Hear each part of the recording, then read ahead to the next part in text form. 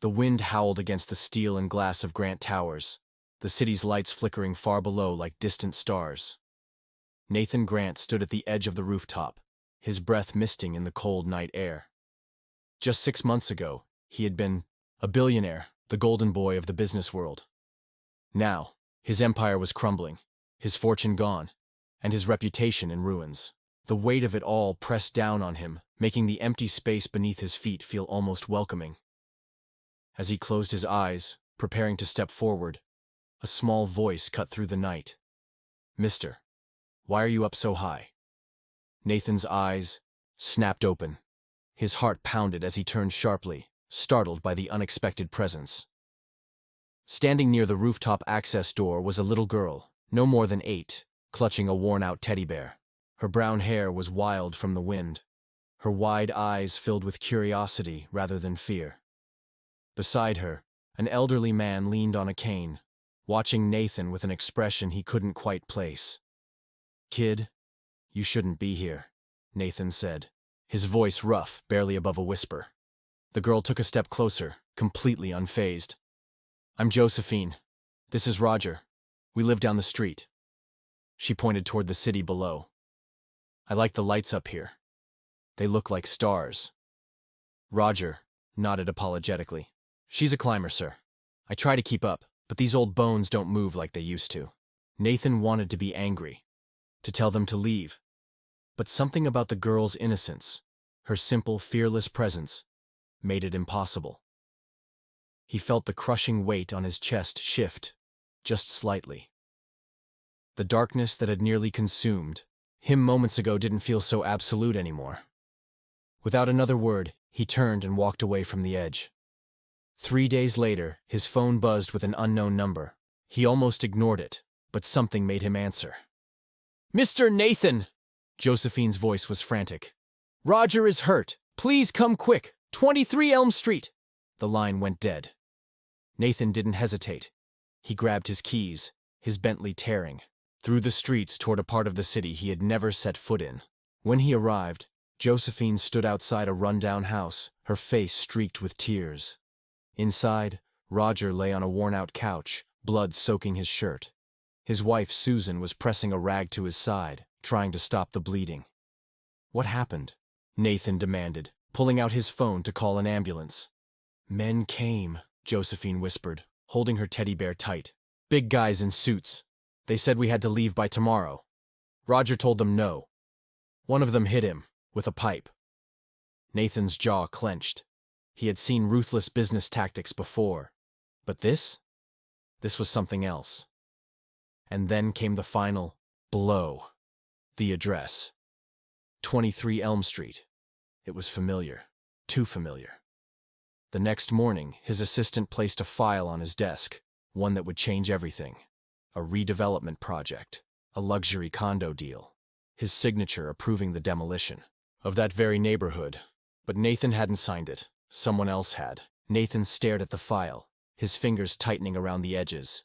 His name was right there, bold and clear, approving the demolition of 23 Elm Street.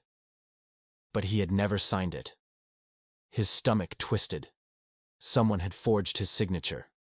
Someone had made this decision behind his back. His mind immediately went to Zachary Howard, his COO and oldest friend. They had built Grant Enterprises together, turning his father's small firm into a billion-dollar empire. But lately, something had been off. Zachary had been secretive.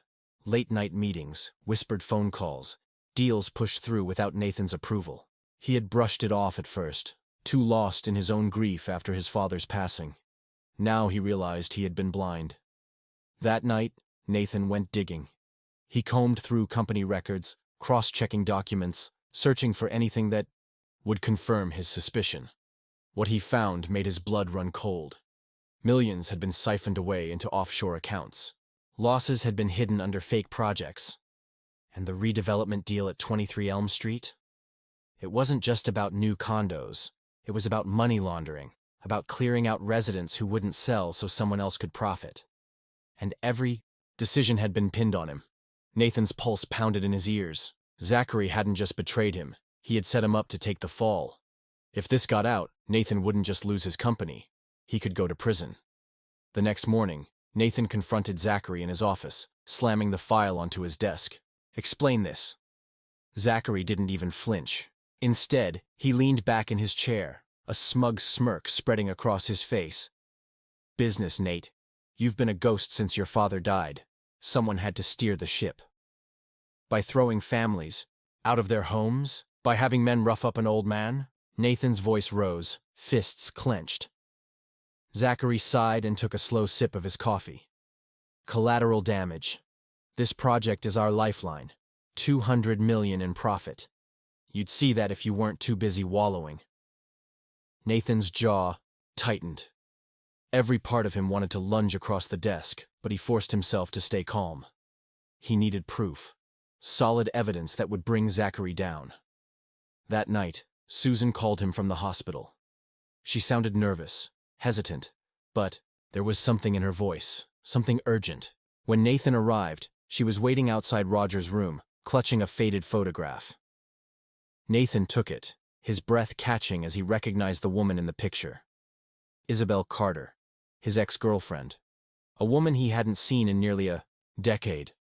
He turned the photo over and his heart nearly stopped.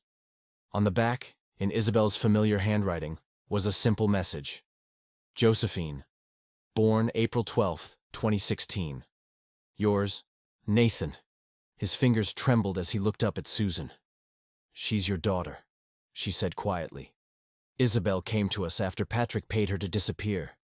He said a child would ruin your career." Nathan felt like the ground had been ripped out from under him.